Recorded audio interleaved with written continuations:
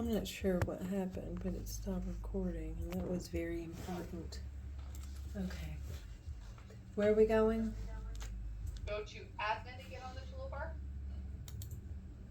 Go to system setup and go to look up lists. One more up. Yep, there we go. Nope. So you got to go back up to system setting, system setup. You keep dropping it to templates. Yeah, I know it's kind of a pain. Yep, right there. Perfect. In the top left, it says look up types. So right now it says abnormal. Click that down and go to acronyms. These are all the acronyms that are currently set up in the software. These are for everyone. So each person would use these.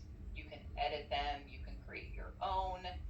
Go ahead and click on one of those for me, any of the ones that are listed. So you can see to the right, if you typed in during your documentation in the patient's type chart, if you type in GERD, it's going to expand to gastroesophageal reflux disease. And it's active. There's an active checkbox underneath it. So you can create your own by clicking new, and you type in the acronym, what you want this to expand to. You can even have like large paragraphs. I've seen where people have like that whole box is Like words. COVID. La, la, la, la. Yeah, if you wanted to just like be a whole big spiel of whatever you want it to be for that acronym. So again, these are aren't per user, these are for everyone. So if you just make sure if you delete or inactivate any, just keep that in mind that maybe others might be using them. So I say sometimes you can put like your initial behind it or something, so then people know that it's yours. But either way, this is where you can set them up, or if you want to use them, these when you're documenting, it will pull up. Okay. Any questions on acronyms? Okay. Let's drop that acronyms down there again in the top left under lookup lists or lookup types and go to document types. So right now there's correspondence, referral, results, and x-ray. These document types, there's a documents chart card in the patient's chart. If going down the road you meet a different type of you want it to be something that you're going to upload, maybe you don't want it to say, want it to be something else. This is just where you can add different document types. And I know right now it's a little bit hard to understand because we haven't been in the patient's chart. So again, this is some of kind of the pre-setup and talking about it, but we can always talk about this again as we go through training. You do have advanced education, so I'm just going to brief you on this other the patient education, but I would say you have the advanced education, which is better anyways. So I'll just briefly talk about the patient education. So if you go back up to admin for me on the toolbar and go to system setup and patient education. So again, this is like the setup for some of the patient education. Again, you have advanced education, which I will talk about in another session. You can see you can set it up under a ICD code. So for example, if you add that ICD code in the patient's chart, it will say, oh, hey, you may want to give this patient education on this diagnosis. Diabetes. Okay. And so you could add a document and a link here, and you could go to that link, it would print out, you can give it to your patient. But we also, since we have the patient education, we have a way that you can also send them this information to the patient portal or print out information. So we'll review that as well. Yeah, perfect. So if you want to search for that diagnosis.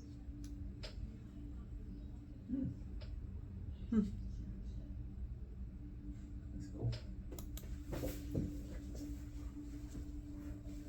And then just click save. Oh, yeah, sorry, you got to click that code again. That's down populated at the bottom. Yeah, click on that code. Yep. This. Yep, click on it. Yep, okay. And you can add multiple ICDs. Oh, okay. One. So you can just keep searching. You can just delete back on that gray bubble that says neuropathy. Mm-hmm. Yeah, and then you would type in Oh. another diagnosis code Okay. or description. All right. Or you could use your pick list. So again, we took your top ICD-10s and created that pick list. Okay. And go ahead and click save up in the top. And then click, oh, I guess it wants the actual like HTTP colon, use the colon and then backslash, or backslash, I don't even remember. Anyways, you can always go copy and then click save. Yep, so now you have that set up, and I'll be showing you later on how you will assign that to the patient. And again, we'll talk about that advanced education as well. The next thing we want to look at is, for example, we just talked about web links. So you actually can save web links to the system as well to have quick access to them.